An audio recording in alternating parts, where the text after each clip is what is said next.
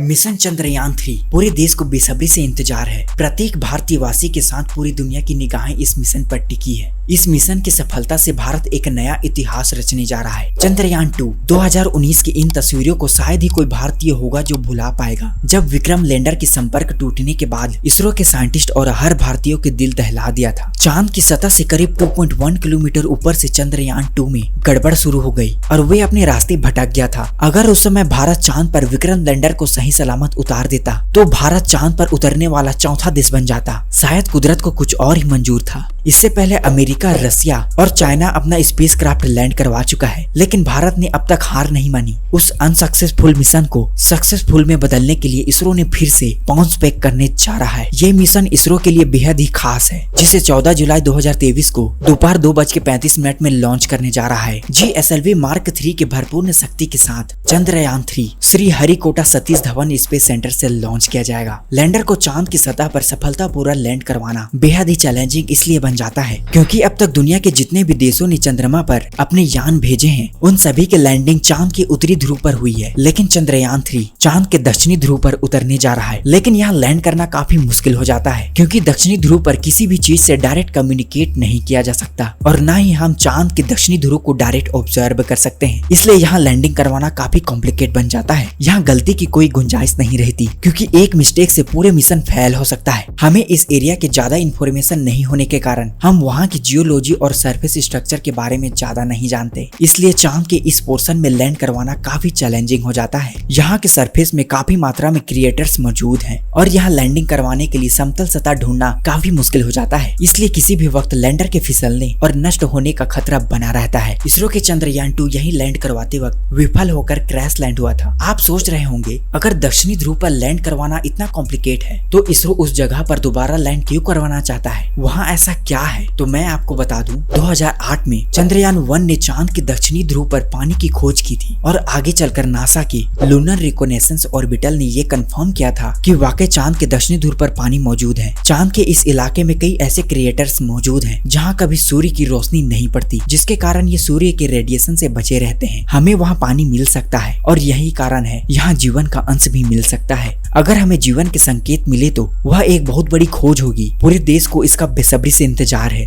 हमारा लक्ष्य वही है, पर चंद्रयान 3 इम्प्रूव हो चुका है, जिसमें प्रोपल्सन मॉड्यूल, लैंडर और रोवर शामिल है। चंद्रयान 2 के विक्रम लैंडर और प्रज्ञान रोवर के जैसा ही होगा, पर इसमें भी इम्प्रूव किया गया है। प्रोपल्सन मॉडल स्पेसक्राफ्ट को उड़ाने में मदद करता है। ये एक बॉक्स जैसा स्ट्रक्चर होता है जिसकी एक साइड पर पावर के लिए सोलर पैनल लगाई गई है। ये ऑर्बिटल की तरह चांद का चक्कर लगाएगा और ये लैंडर और इसरो के बीच कम्युनिकेशन रिले का काम करेगा। इसके टॉप पर एक बड़ा सिलेंड्रिकल स्ट्रक्चर है जिसे इंटर मॉडल एडेप्टर कोन भी कहा जाता है, जो कि लैंडर को माउंट करेगा। ये स्पेसशिप को चांद पर लैंड करवाने वाला हिस्सा है जिसके 4 पैर हैं और इसमें लैंडिंग थ्रस्टर भी होगा जो इसे चांद की सतह पर ठीक से लैंड करवाने में मदद करेगा। लैंडर का वजन 1752 केजी का है, जिसमें 26 केजी का एक रोवर भी शामिल है। ये चंद्रमा के सतह के चारों ओर घूमकर जानकारी कलेक्ट करने वाला हिस्सा है। इसके साइड में सोलर पैनल लगे हैं जो इसे काम करने के लिए एनर्जी देगा। चंद्रयान 2 में इन तीनों के अलावा एक और हिस्सा था जिसे ऑर्बिटल कहा जाता है। उसे इस बार नहीं भेजा जाएगा क्योंकि चंद्रयान 2 की ऑर्बिटल पहले से ही चंद्रमा के चारों ओर चक्कर लगा रहा है। अब इसरो इसका इस्तेमाल चंद्रयान 3 में करेगा। चंद्रयान 3 के लैंडिंग के लिए इस बार लैंडर में कई सारे सेंसर का उपयोग कर रहा है, जिसे सतह पर किसी प्रकार का प्रॉब्लम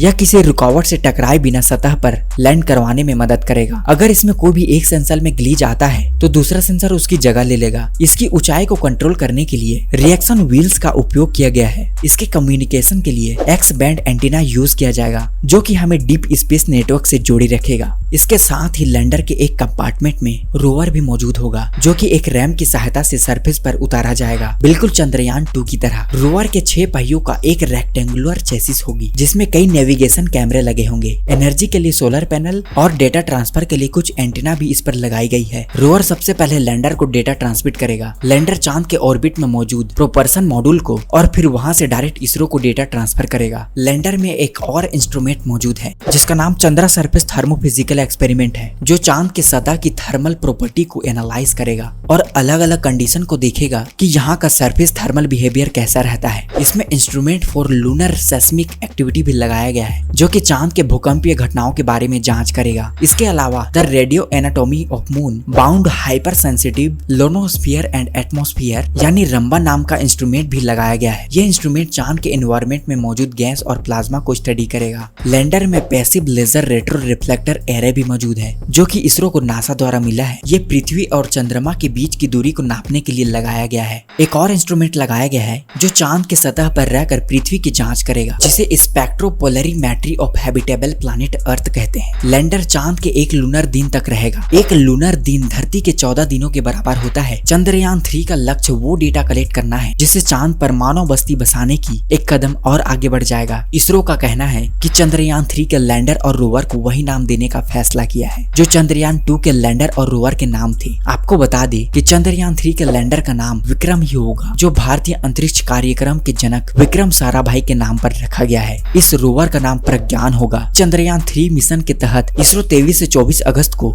चंद्रमा पर सॉफ्ट लैंडिंग का प्रयास करेगा। आपको ये वीडियो कैसा लगी हमें कमेंट करके जरूर बताइए। फिर मिलते हैं नए वीडियो में नए टॉपिक के साथ। जय हिंद।